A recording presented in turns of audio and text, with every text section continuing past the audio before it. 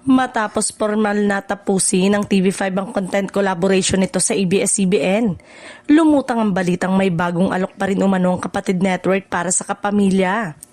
Ayon sa mga source sa industriya, hindi tuluyang isinara ng TV5 ang pinto sa ABS-CBN sa kabila ng pagwawakas ng kanilang kasunduan.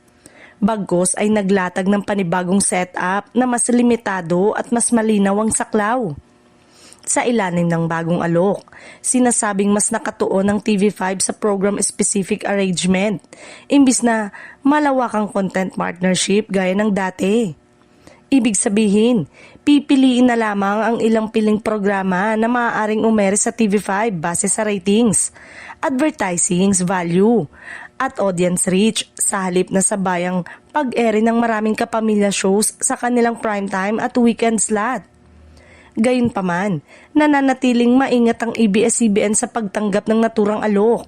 Ayon sa mga ulat, mas pinagtutuunan muna ng Kapamilya Network ang bagong licensing agreement nito sa All TV na magsisilbing pangunahing free TV platform ng ilan sa kanilang flagship program simula 2026.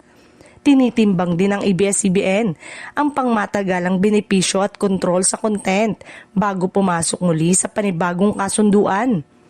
Para naman sa TV5, malinaw na bahagi ng kanilang direksyon ng pagpapatibay ng sariling identity bilang independent network.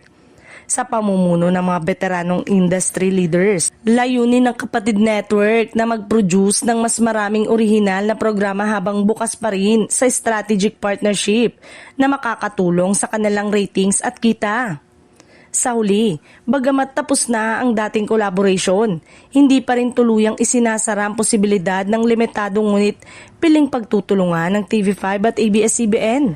Patuloy na inaabangan ng industriya at ng manonood kung mauuwi ba ito sa panibagong kasunduan o tuluyan ng maghihiwalay ang landas ng dalawang higanting network sa free television landscape ng bansa.